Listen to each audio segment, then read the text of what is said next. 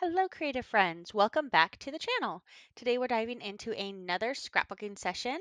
This time I am layering a whole bunch of paper.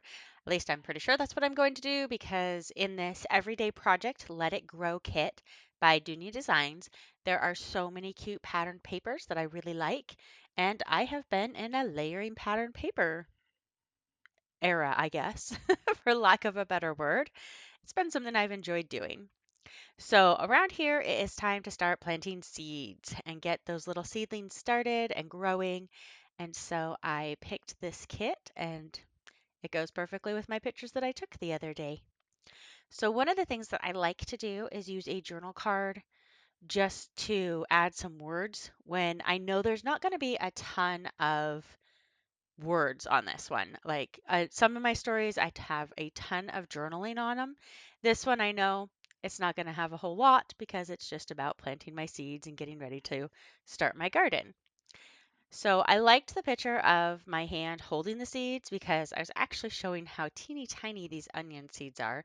I was kind of shocked at how tiny they are, but I went ahead and took that picture and then I thought, well, maybe I should reference what I'm actually growing as well. So I added the larger picture. Sometimes I like to use word art as a title. Sometimes I just like to use the word art because it's pretty or it just fits. And right now, my husband has started joking that he can't take me anywhere because I will buy more seeds and more seeds and more seeds. So I thought the crazy plant lady sentiment was kind of appropriate right now for this year.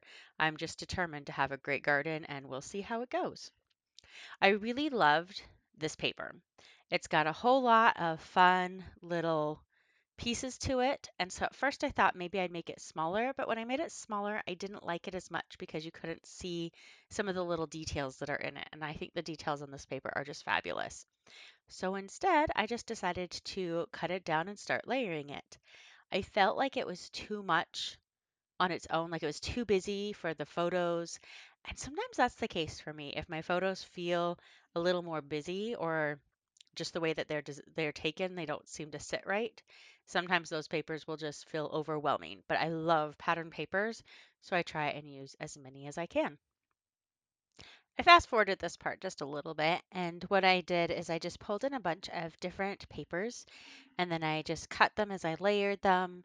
I tend to just eyeball it when I do it, but I know that I don't want any two papers to be the exact same size or typically to have the exact same ending point on the tops or the bottoms. Other than that, I just stick them wherever and I use different types of rectangles when I stick them in. Sometimes, like with these two papers, I really liked both patterns, but they were kind of competing against each other. So I went ahead and added that little bit of orange in the middle between them to help break it up a little bit for the eye. And then I decided I'm growing things. I need a little bit more green in there. So I added the green paper.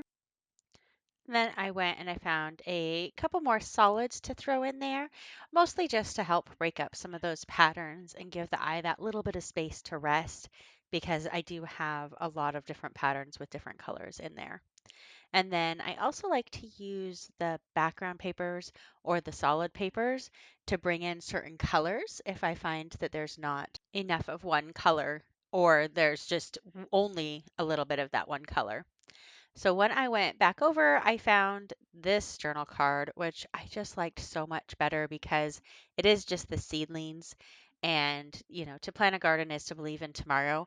I'm growing onions from seeds for the first time, and I'm trying shallots, and these are all things that could be really hard to grow.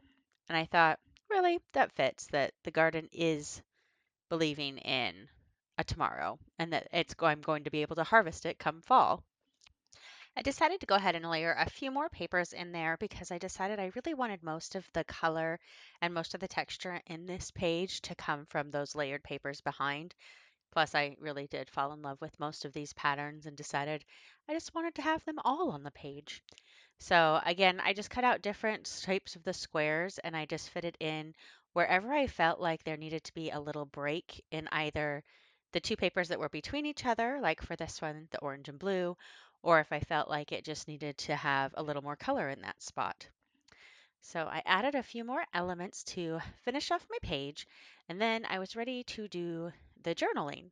And at first I was going to add a journal card, but then I realized I didn't really have a spot on the page that I would want to add the journal card. So instead, I decided to do journal strips. Now, this particular kit doesn't come with any journal strips, and I didn't feel like going and finding any pre-made strips that I might already own. So instead, what I decided to do was create my own strips. So what I did is I pulled in this journal card, and you'll notice it has a lot of plain white spots that you can write on at the top.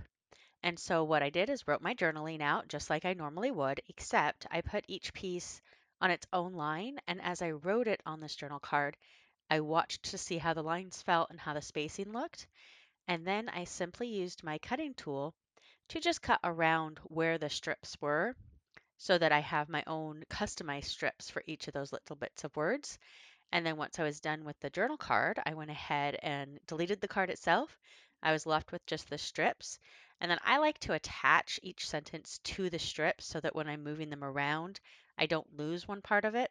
So I attached those together by just linking them, and then I arranged them how I wanted them arranged on the page, and my page was finished. Thank you for watching, and I'll catch you next time.